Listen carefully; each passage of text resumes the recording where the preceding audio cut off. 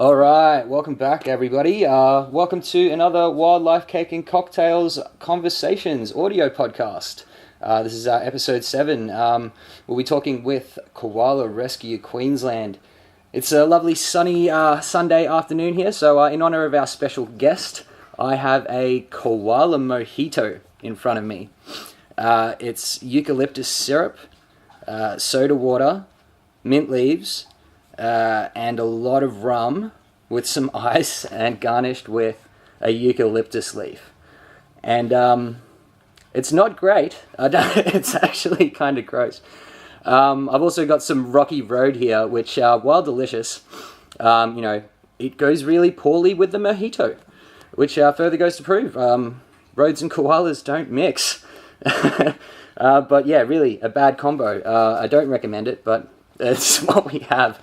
Anyway, let's get to it. Our main guest today is the phenomenal Ray Chambers, who, along with his brother Murray, runs Koala Rescue Queensland, a statewide 24-hour koala rescue service based out of the Sunshine Coast just north of Brizzy. They have a hell of a challenging task, providing rescue and transport to injured, sick, or orphaned koalas across the state. What's more, it's a non-for-profit service which they provide pretty much free of charge, relying mostly on donations, while also running an automotive garage in Caloundra as their day job. Koala Rescue Queensland also spend time promoting koala awareness through schools and communities, and also regularly planting feed trees and habitat for Queensland's koalas. Now, as busy as they are at the moment, we're lucky enough to have Ray Chambers on the line, even though he may have to run off if he gets a call out at any stage. Ray, thanks for taking the time to speak with us today. How's things? Yeah, not too bad today. Thanks. How are you? Yeah, not too bad.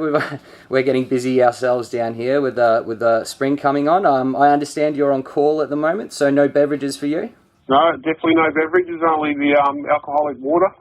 Alcoholic water? Okay. Yeah, that one. Well, yeah, look, I definitely don't recommend the Koala Mojito. No, it sounds a bit... Yeah. Sounds a bit a bit of a cocktail there you got going. Oh, yeah, no. I'd much rather just the plain water. I think I'm going to put it to the side. I probably shouldn't be drinking too much anyway. Now, look, let's get to it. We've been seeing a lot of news online about koala injuries, vehicle strikes and stuff like that lately. I think there was a dozen over about a fortnight period just in one area of the Gold Coast. Yes. So, look, I understand it's breeding season from August to February, with much of the dispersal for koalas occurring in the earlier months, so like nowish, correct? Mm-hmm. Yeah, so breeding season is classified as trauma season as well. Also classified as trauma season? Yeah. Wow, okay.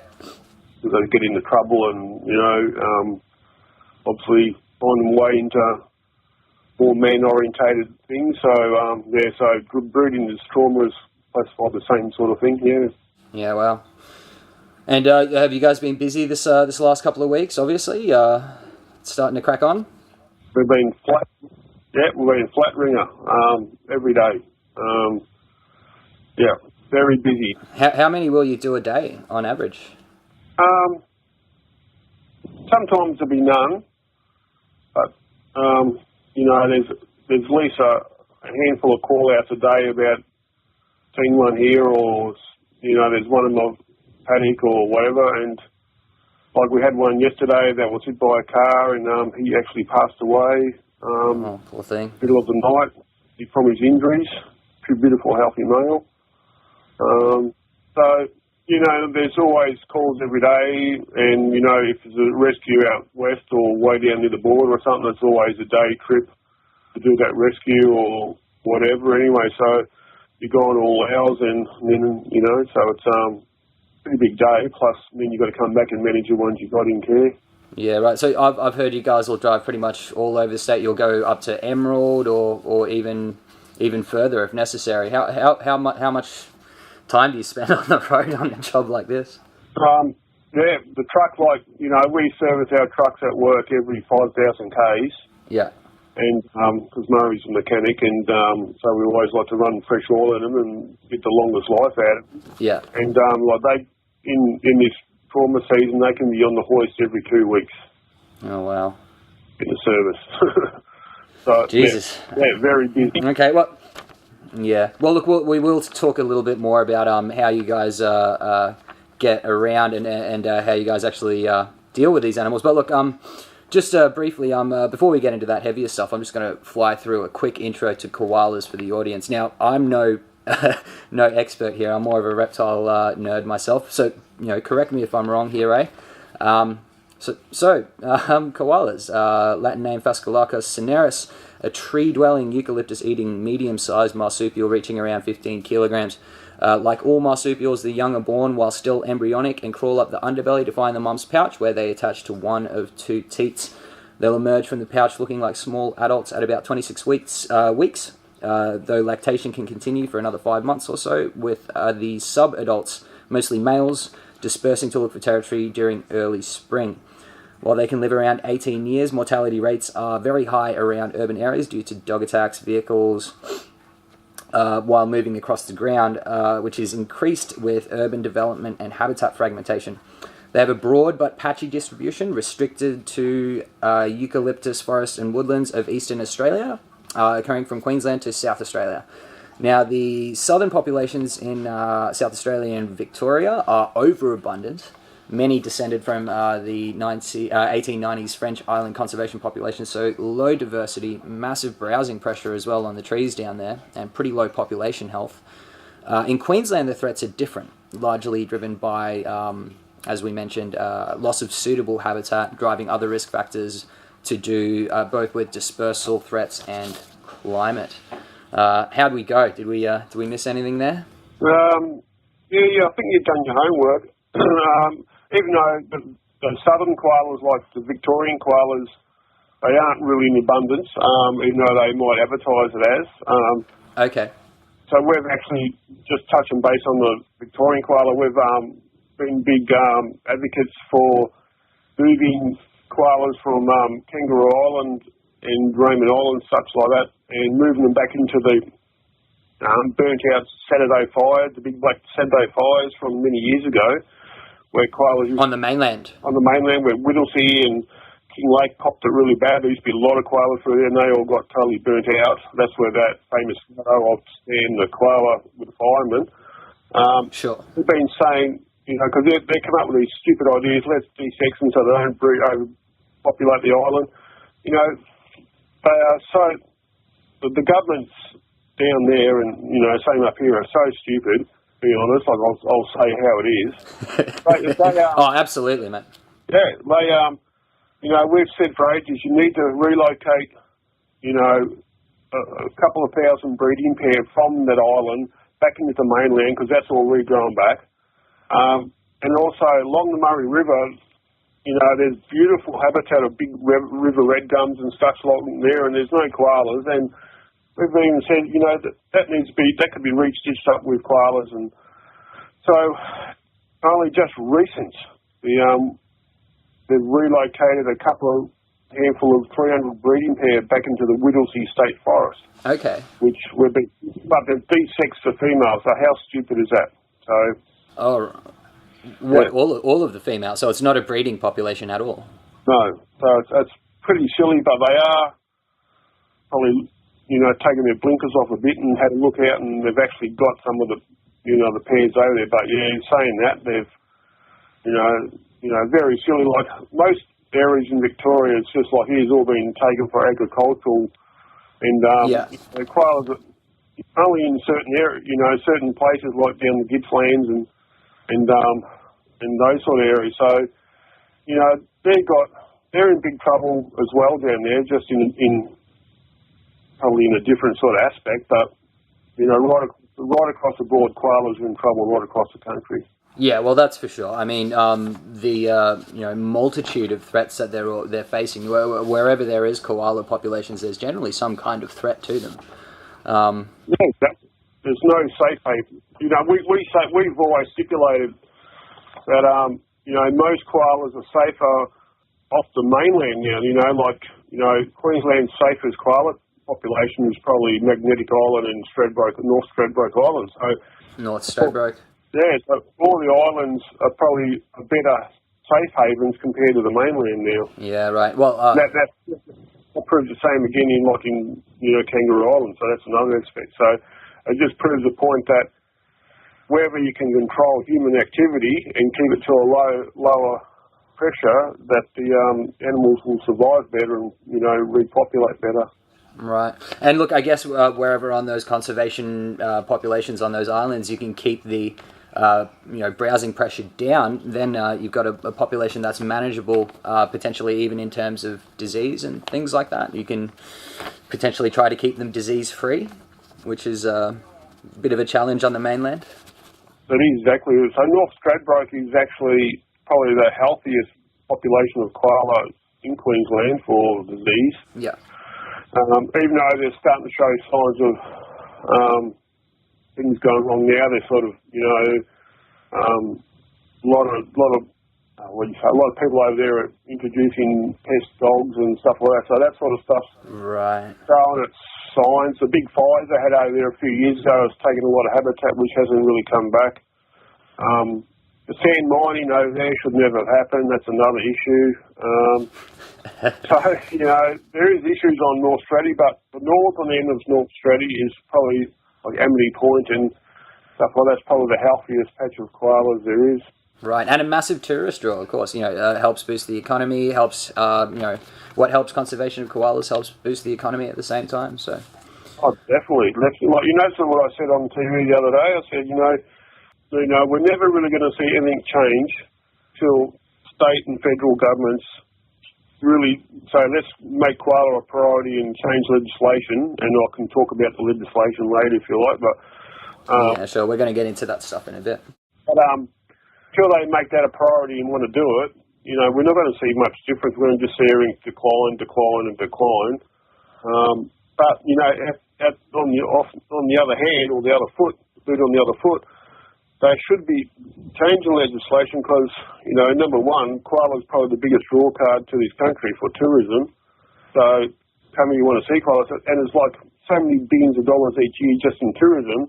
If they want to protect their money and their values and their tourism drive for 20, 30 years down the track, they need to start doing something for the koala now, not thinking about it. And the things they come up with are so stupid, like drones and stuff like that. It's just, we're out in the field all every day. We know what's going on. They don't need to go get a drone and have a look from the sky. It's just ridiculous spending money for stupid reasons and stuff like that. So, well, that's right. I mean, like the 2015 population modelling study here in South East Queensland was done without drones. It was done on ecological survey data, the way good science is. Yeah, but they've got these other ones that dogs will go out and find scats, and they find 30 scats under one tree. They think, there's abundance of koalas there. There's probably the one koala living in one tree, and you've got nowhere to go. They don't figure this out. So, yeah. All right. So look, we are going to get into some of the legislation and as well the threats to koalas a bit further on. Look, for now. Look, I'm guessing there's no such thing as an average day for you guys when it comes to rescues, but could you talk us through a standard koala rescue? Like, what's your protocol and what kind of equipment are you guys using? What's usually required of you guys when it comes to a rescue? Yeah, well, it always depends on, each rescue is different. Absolutely. So, it depends on if obviously how far away it is. Like, the vehicles have got to be refueled every day, ready to go, and all equipment checked. Yeah. So, like Murray and I, we're qualified arborists, so we can climb and get the koalas down and all that sort of stuff. Sure. So we our climbing courses to do that. If you get a call from a koala, he's limping on the ground, and he's probably ran up a tree 5 foot. You always want to find out how tall the tree is, because if the tree is like 30 metres, you'll be at the top time you get there. So, you need to find out what actually went wrong with the koala first. If it was a dog attack, or he's just from sickness or the retrovirus, or he's been hit by a car and he's bleeding and he's still managed to climb a tree with a broken limb or whatever. So you need to roughly find out what the prognosis is. Get to the scene as quick as you can. Obviously, if you do a tree climb, you've got to throw your lines in the tree. You climb up with all your climbing gear. You actually work with all your gear. You work even if the tree's blown at, there's 20 knot winds or whatever, you just got to go up and get him because, you know, if you well, it has to be done.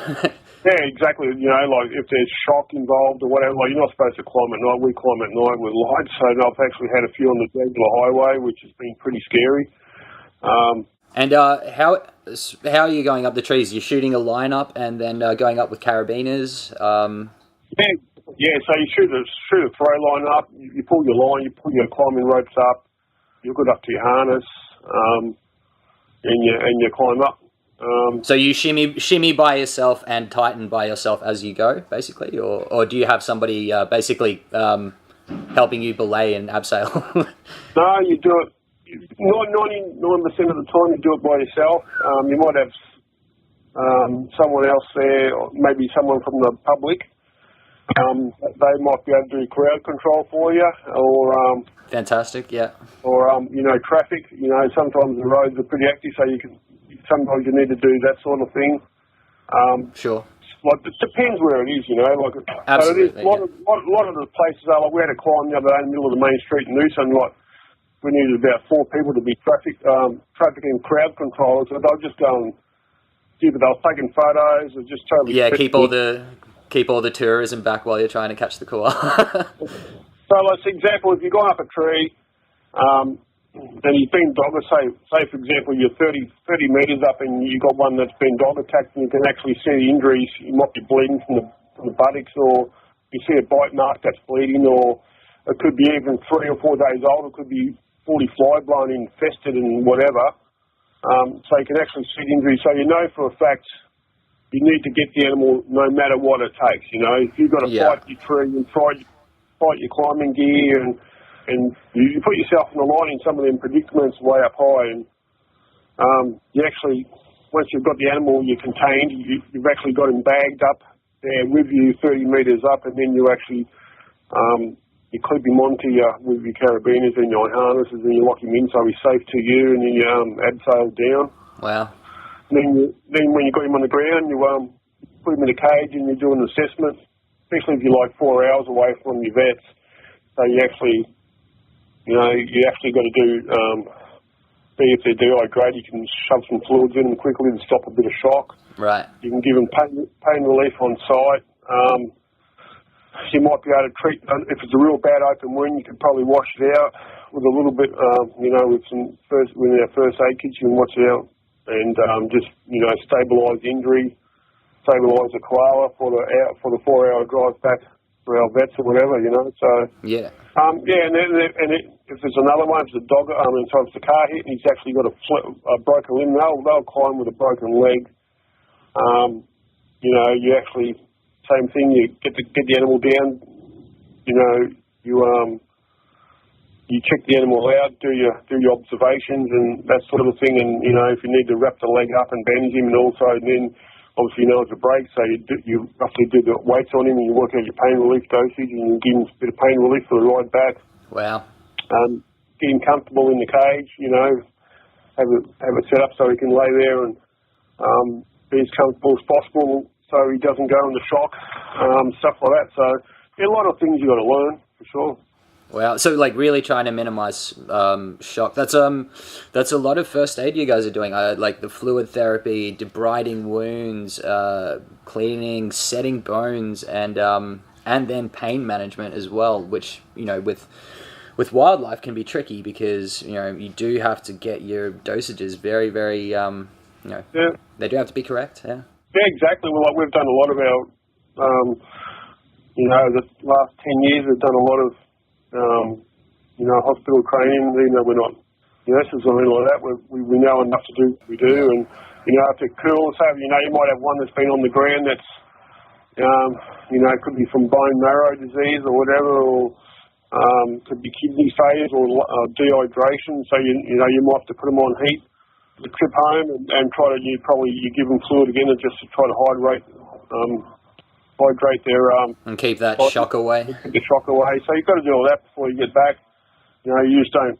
Other people would just run them to the hospital and hope the best. Like you try to get them comfortable. Like that's 4 hours could be difference between saving the animal and the animal actually shutting down and dying on you. So a lot to learn.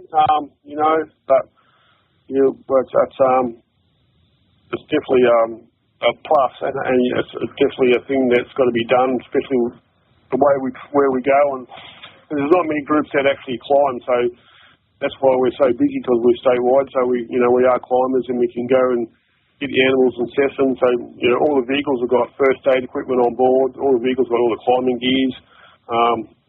They've got all the maps, the latest maps.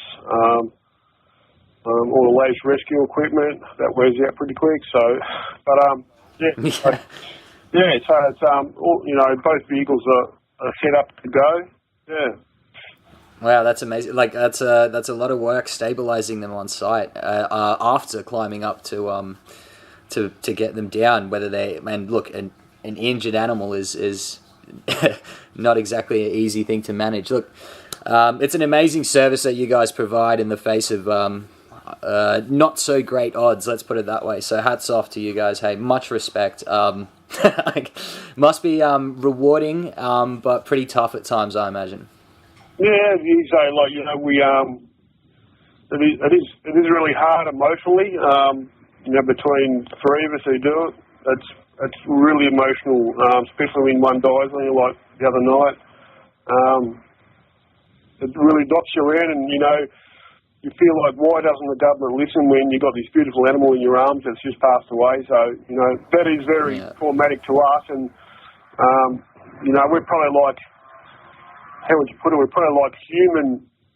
Like if a human ambulance officer sees all the trauma he sees, we probably see the same, but just for koalas. So it hits you hard, and there's not a great deal of respect out there in the public eye, especially in the rural sector as well. Farmers are pretty arrogant, unfortunately, but people don't understand. I think the modern world today is all about themselves and what they can do. As long as they've got a new TV and a brand new car and a new computer, I think everybody's quite content. But it's pretty scary out there. No, it definitely is. Look, from my personal experiences in wildlife rescue, look, I'm mostly working with reptiles, which can be pretty hardy. But even then, the success rates can be pretty low. Look, I don't envy you guys, but hats off. Much respect, mate. Look, let's move on and start talking about here in Queensland and some of the pretty significant threats that koalas here are facing. So, look, like with many species, habitat loss and fragmentation are clearly big issues, but vehicles, dogs, disease, and climate in particular are problems here in Queensland. So, for example, Western Queensland koala population has declined as much as 80% from 1995 to 2009, mainly apparently because of heat loss, droughts, habitat loss, drought, and heat waves. And recent modelling shows that habitat's likely to contract even further under future global warming. Yeah, exactly. So in southeast Queensland, there's some significant threats as well from urban development. Populations declining from 54 to 80% from 1996 to 2015. So, look, that's an uphill battle here in Queensland. How do you guys see things going for these guys in the future? I know that's a tough question.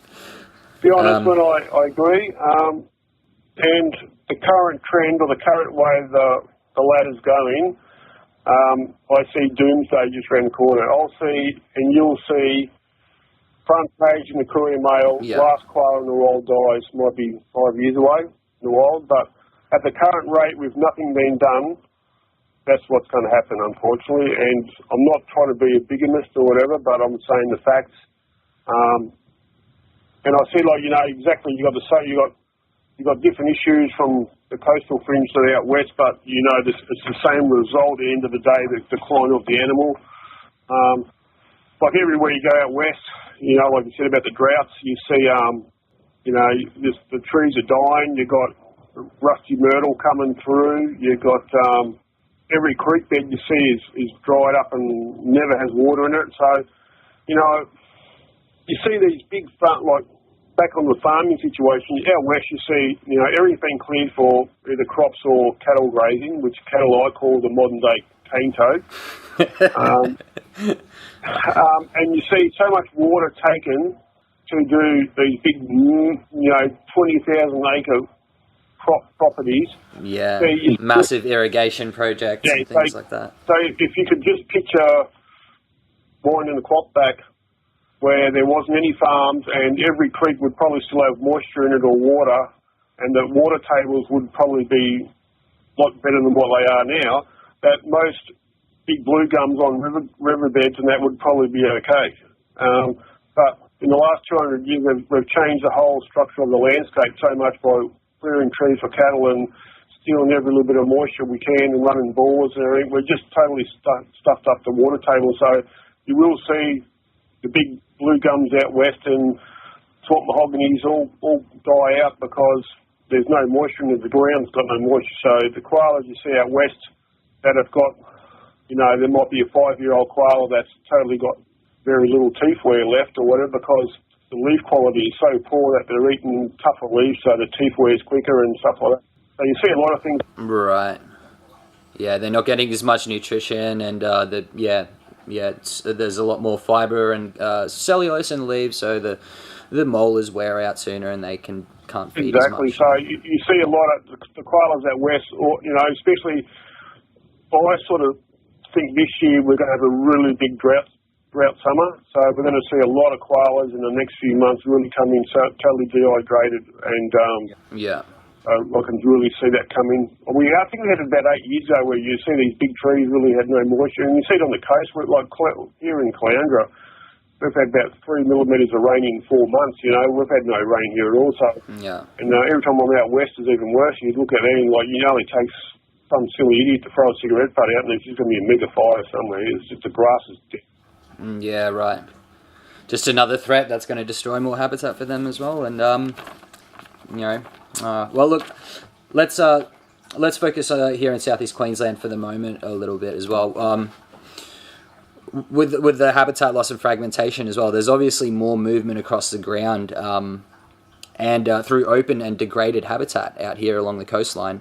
Potentially hitting barriers like roads and all the development that's going on, all which means increased risk, particularly from dogs and cars and things like that. Yeah. Are you guys seeing that one thing more than the other here on the East Coast? The ground movements rather than dehydrations and disease out west, or is it just that whole super difficult mix to manage? I've had 4 phone calls in 3 days for koalas crossing the M1 at the Gold Coast, so just proves they're trying to move. But like the southeast corner is a totally different aspect again. And I really believe the southeast corner has no future, unfortunately. Right. So if you I sort of got this new idea that if you've got a big whiteboard and a new whiteboard, and if you draw it, say a black pen or something, and you draw a circle around the top of the whiteboard, and that could be like 1930s where a little settlement started. You could call it whatever. Could be West Toowoomba or Ipswich, or it could be Currumbin and the Gold Coast. It doesn't really matter. And then just underneath that circle, you draw another circle, which could be another town southern of that, because it could be Helensvale or another settlement started. That could be the 1940s. And then you could draw another circle over to the left of it. Then you could draw 2 more circles underneath the last ones, and you leave your big hole in the middle, and that could be like, if you want to classify it as different suburbs starting up, and that could be the 1950s, and then suddenly in the middle you've got this big patch, which is still a big park or reserve or whatever, or it's grazing land, a farm that's never really taken off. So, and then you get to the 1960s, down further and the settlements are grown, and then all those circles are nearly joined up, but you've got that big circle in the middle, which has been now fragmented and locked in, so the koalas are now interbreed, and then there's no future for expansion, so there's no future for breeding, there's no growth, so the only growth around them is human-orientated suburbia. You get down to the bottom here, you've got 1970s and the 80s and the 90s where urban sprawl has just gone totally out of control, and you look at the whiteboard in 2017 and you just see little dots left where there used to be mega land, and that they're just little fragmented pockets now that are going to be locked in, and once the last koala dies there, that area's doomed because there's no future for the koalas there anymore. They're locked in there. There's no growth. There's with suburbia around them, the dogs will walk in there and take one or two, or they might walk out in the car in one of them suburbs. So if you picture that right across the southeast corner, we're looking at doomsday. So that, we've got nothing locked away. So, what I've been saying, or our group's been saying, we want to have a sanctuary where you can wind the clock back 250 years before white settlement. Yeah. That's pre-man, pre-white man. So that's pre-wild dog. That's obviously motor vehicles when they got introduced. There's pre-disease. Pre-lantana, like lantanas are pests. Introduced species or weed species. Right. So, they're thinking, one observation is when we come in with the sheep were just riddled with chlamydia, and they reckon koalas are healthy 26 million years prior to that. So, in 240 years, we've introduced chlamydia into the ground, and somehow the poor old koala's copped it, and he's, Wow. I had no idea about that. So it's a jumped species from agriculture. Yeah, so agricultural, yeah, exactly. So koalas cross the ground, pick it up, and they reckon the sheep that come in just riddled with chlamydia. So obviously we brought it here for wool and we just brought chlamydia sheep to the pristine koala country, and now oh god. So I see southeast Queensland, and like you see everywhere you go, like there's urban sprawl. It's called brick veneer disease. It's totally out of control. It's just a weed that's growing faster than anything you can imagine.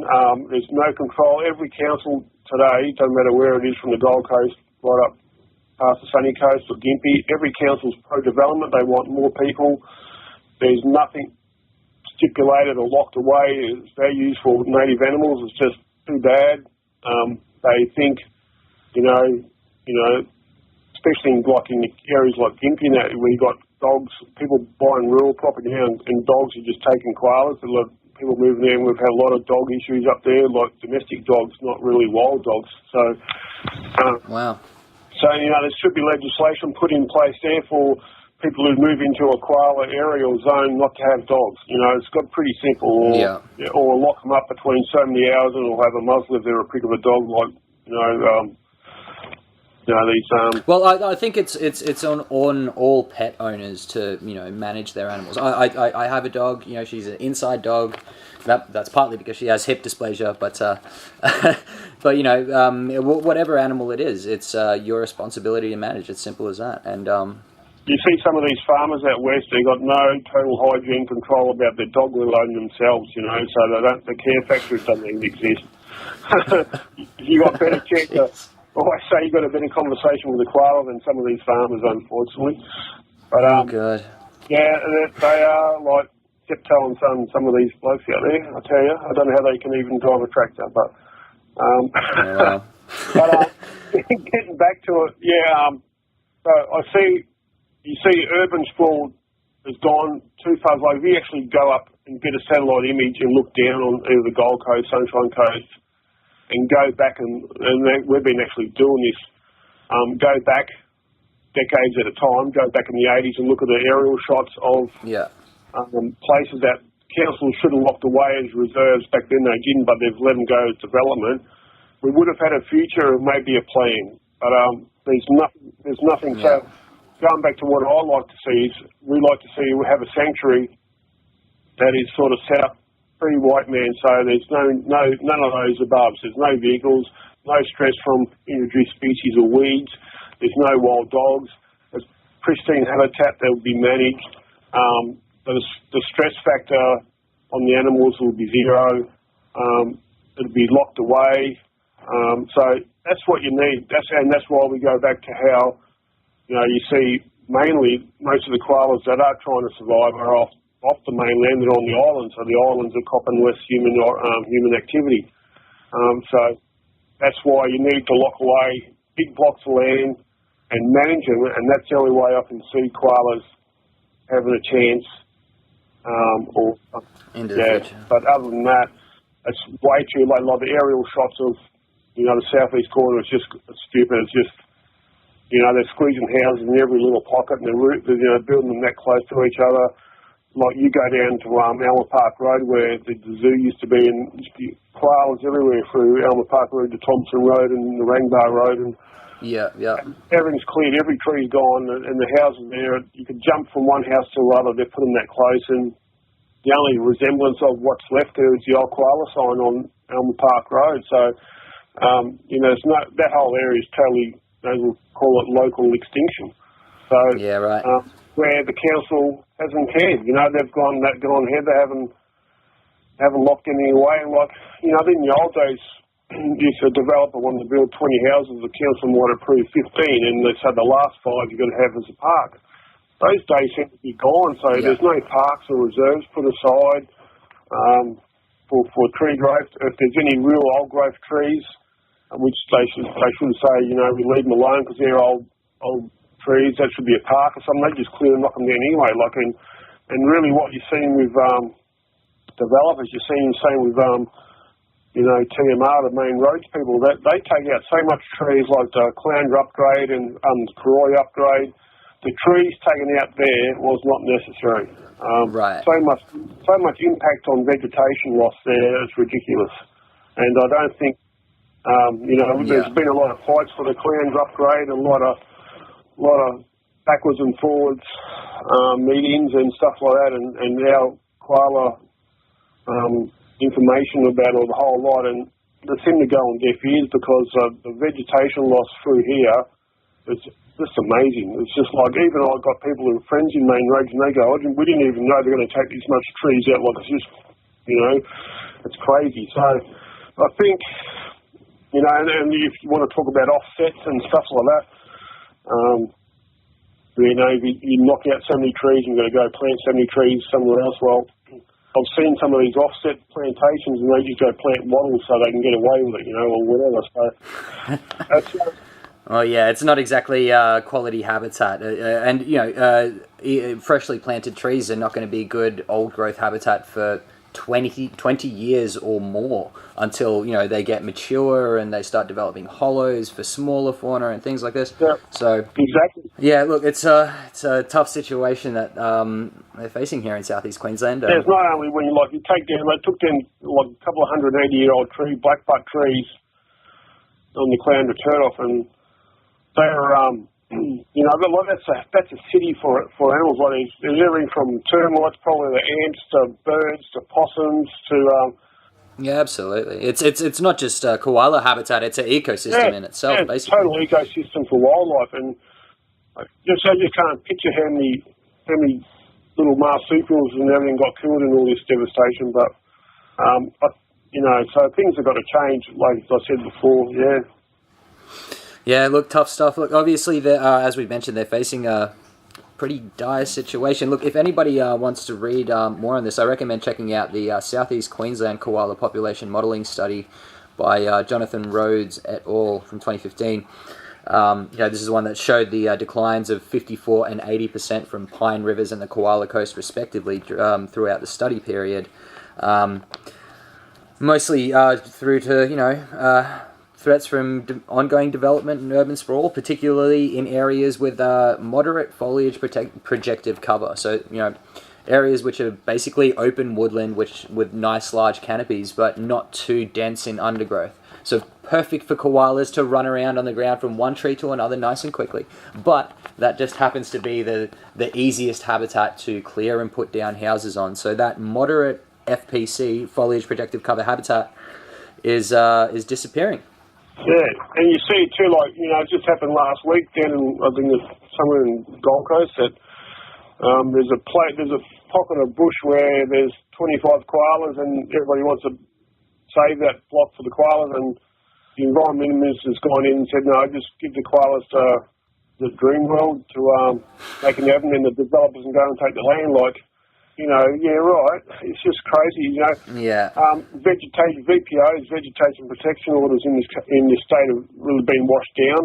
So if you've got a good block of land where you can put a vegetation protection order for certain reasons, they have been washed down so much by the latest government. Yeah. That even helps the developer.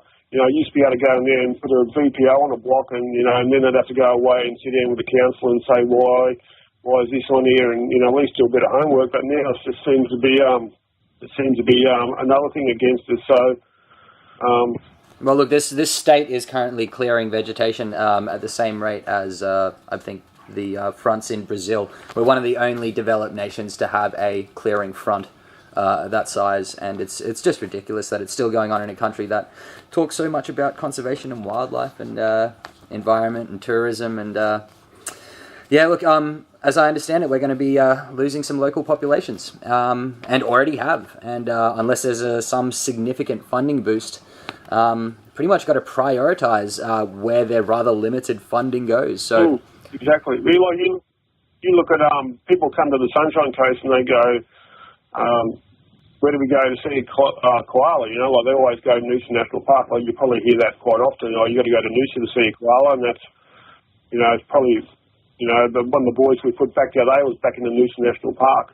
But people don't realise 30 years ago, Caloundra had just as abundant number of koalas as Noosa, and Maroochydore through Alexandra Headlands up at the lower hills of Buderim had abundant number of koalas. So, 35 years ago or whatever, back then you could have had amounts of koalas from one end of the coast to the other, but development has gone through without any local councils from the old Landsborough Shire Council days to Maroochydore Shire Council days or whatever. All of them have failed to protect any vegetation or parklands for these animals, where Noosa still has parks left, and that's probably why they still have a couple of koalas left, and that's why most councils in South East Corner have actually gone down that path and let development take over everything. And or you come to Caloundra now, you see rooftops instead of bush tops. Yeah. Well, look, that is one of the lovely things about Noosa. You can walk down to the national park there and still have a good chance of seeing koalas just by walking around on that main walking track. It's really actually quite nice. But look, we've spoken about some of the threats to them. So obviously, dogs are a tough one. But people can learn to manage their dogs, and I guess wild dog trapping can be done by councils. Roads, and development, obviously very, very tough situations to handle. And look, other than making sanctuaries, what do you think we can do to improve their chances into the future, other than maybe trying to convince governments to slow down some of their development plans? They've got to actually say, you build up to this line here, and past that line you can't go any further. They've got to just say, I don't care who owns a block of land, that land is too valuable. If we need to buy the land back at so much, we've got to do it. You just can't develop that anymore. You just got to have some guts and stand up and do it. But, like I said, you look at the satellite mapping of South East Corner, and you just look at it now and just like, what's left is what's along creek line beds and, stuff like that. It's no future at all for a native animal. New housing estates maybe in koala areas, like they had one in New South Wales where they had fences cut so koalas can move through, speed bumps, koala trees planted on the footpath, no dogs allowed to live in their new estates at all. There may be a future like that, but they need to implement those laws and stuff like that. Wild dogs, they're a big problem. A lot of koalas, like on the Moreton Bay rail link, a lot of koalas were taken by wild dogs when that was done. So, 381 koalas lost on the Moreton Bay rail link, which is a disgrace. Wow. Which wasn't released in funds because that was a project management thing by the government. So, they're very poor how so many koalas got killed on just a train line being built from Petrie to Kippa Ring. And that was mostly wild dog attack? Yeah, a lot were wild dogs, and couple calves. I think it was 11 babies taken by carpet pythons. So that was a natural thing, of course, but, it's pretty surprising. Yeah. But, yeah, wild dogs, big issue problems, very big. And obviously you probably see wild dogs with you know, like with kangaroos or wallabies as well. But, you know, poor old koala can't run as fast as a dog. So, but, you know, they're pretty smart, these wild dogs. Actually wait around. They can watch and, you know, they can actually wait until, you know, they're very, very smart animals competing. And they're right out west everywhere, like domestic dogs gone wild and they breed. And so I think with the Moreton Bay Rail Link, the council were very slow on the upsize of what they should do and whatever. You know, we can't shoot because we're living in a rural area, all this sort of stuff. Yeah. I think, you know... Right. So, look, basically you have to put the foot down on those, on whatever those boundaries that get set are. Yeah, exactly. So they need to data them or whatever. Like, there's no reason why you can't data them in rural areas. Set up proper baits. But you really need to cap, if you want koalas in the area, you can't have dogs or wild dogs. So, especially like out west, like it's really a problem. Like, you know, you see wild dogs even trying to jump on horses and stuff. I've seen. So, yeah. Well, look, feral animals are a big issue throughout the country as well. So, look, another big problem for a lot of species around the place. Look, Ray, I think we're nearly out of time here. Obviously, then you come home, you got to go cut leaf and treat all the ones you got in care. So it's a big day.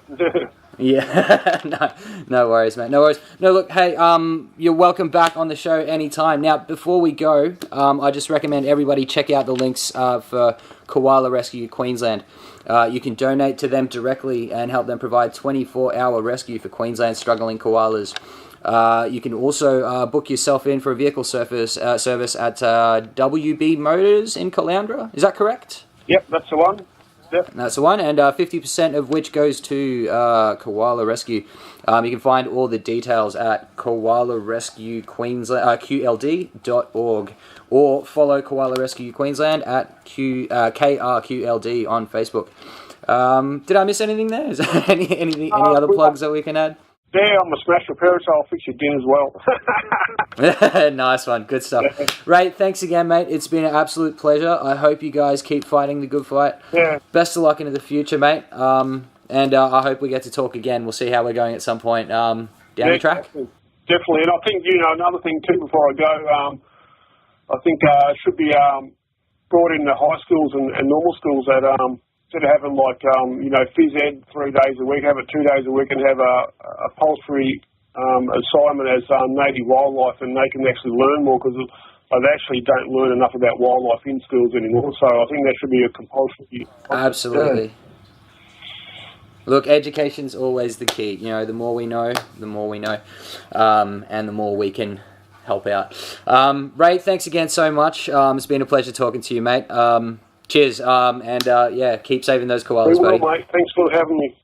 All right, wow. So that was Ray Chambers from Koala Rescue Queensland. We'll be posting up links, so please do go check them out and donate if you can. It's a nice, simple way that everybody can help Queensland's koalas. Thanks again for joining us, everyone. We'll have more WCC action for you soon with Dr. Gillard Bino from the Platypus Conservation Initiative, hopefully joining us in a few weeks, so keep an eye out for that. A quick shout out to Aisha Ivory and the crew at Bolt Creative for our new graphic designs. Much appreciated. I'm loving them. Thanks, everyone. Cheers for joining us. We'll see you all soon. Have a good one. Bye.